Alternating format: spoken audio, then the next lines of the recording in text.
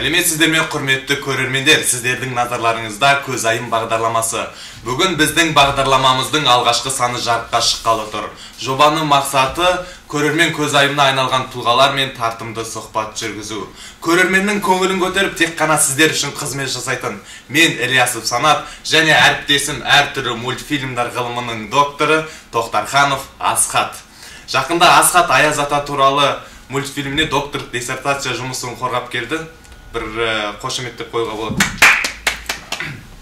Ал бүгін бізде қонақта жас жұлдыз, Альянс Семей Жайдарман тобының ойыншысы, Шәкәрім университетінің түлегі және университетіміздің жастар ісі және тәрбие бөлімінің маманы Алпысбаев Ернұр. Ернұр, саған сен деп сөйлей берсем болады ғой? Әрине, сіз деп сөйлесем болады. Ернұр қалың қала, үй іші, бала-шаға, кемпір-шал, қора-қопсы, ауыл аймақ, тауық-қаз, балапан, бәрі аман ба? Аман ғой, ауыл аймақ аман болсын бәрінен өзі. Барлығымыз ауылдан шыққан балаларымыз, сол себептен біріншіден ауылымыз, әке-шешеміз аман болсын. Бәрі жақсы. Амин, аман болсын бәрі. Ернұр, сені бәрі маэстро деп атайды, неліктен? Маэстро деген аты ол негізі менің осы Шәкәрім университетіне бірінші курс түскеннен бастап осы лақап атым менен кетпей жүрем. Ол маэстро деген өзі итальян тілінен алғанда ол өзі музыканттарды бір дирижировать ететін, соны маэстро дейді, дирижировать еткендерді. Менің енді Альянс Жайдарман тобының бишісі, хореографы болғаннан кейін өз командамның би жағынан дирижері мен деп айтсам болады. Сен осы Жайдарман ойындарында, командада қандай қызмет атқарасың? Су тасу, киім үтіктеу, әлде тамақ пісіру? Жоқ, оның барлығы негізі командаға бірінші болып кірген барлықтар істейді негізі. Біріншіден біз жаңадан келген балалар міндетті түрде одан өтеді. Суда тасимыз, тамақта істейміз. Бірақ қазір істеп жүрген жоқпын, құдайға шүкір. Жастары көп. Сау. Қазір би билеп жүрсің бе? Би билегенде енді қазір қазақтың тойы бітпесін. Тойларда билейміз қазір көбінесе. Негізі осы бидің сөзін жаттайсың ба сен? Бидің сөзін жаттаған енді былай қарап айтам просто былай, қарап билейм. Кітаппен қолданам да билейм. Шпаргалка жасап қаларын. Арасында шпаргалкамен көмектеседі. Кейде дос балам көмектесіп тұрады, былай деп. Осы би қалай туады? Мысалы, ақындар өлең шығарған кезде ұйқаспен құрастырады. Мысалы, дүниеде жылы сөз бар ана деген, талай ақын оған жақсы баға берген деген.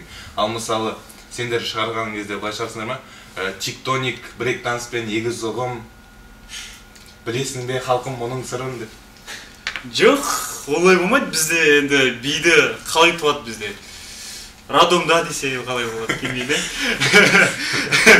Жоқ, би негізі біздің ол қандай музыка, мысалы, музыканы екі құлаққа естіп аламыз, соған байланысты ырғақ денемен келтіріп, әйтіп, бейтіп. Ақындар табиғатқа қарап өлең шығарса, біз музыкаға қарап би шығарамыз ғой.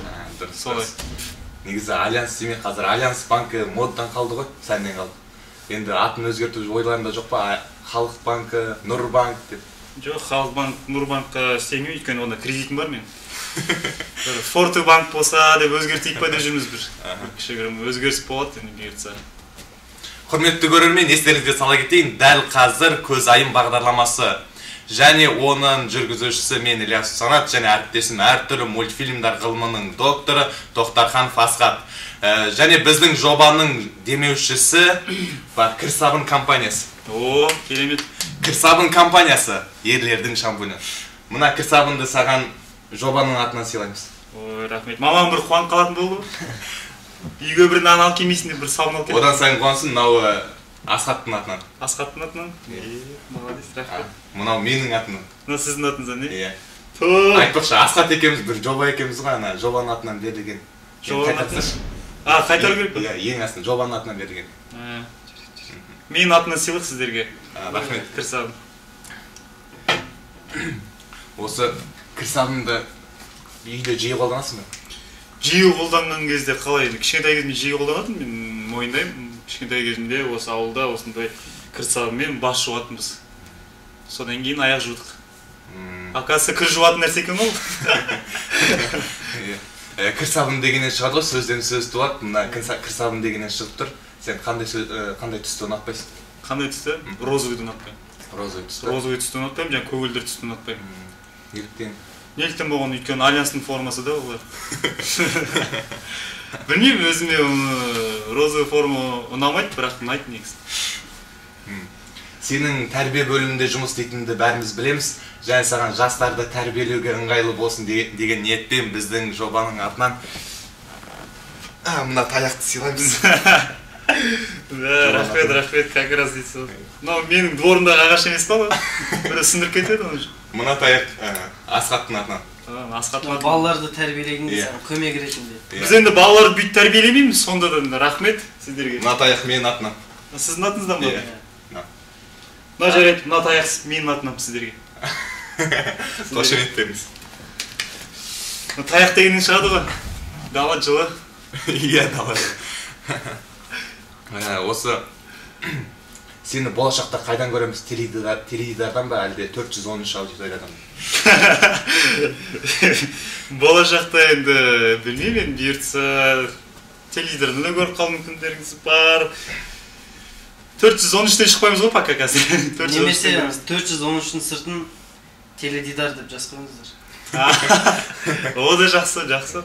Негізі сөйтіп қойған дұрыс-ау деймін негізі. Жоқ, бұйыртса қазіргі енді осы жылға дейін 413-тен көресіздер мені.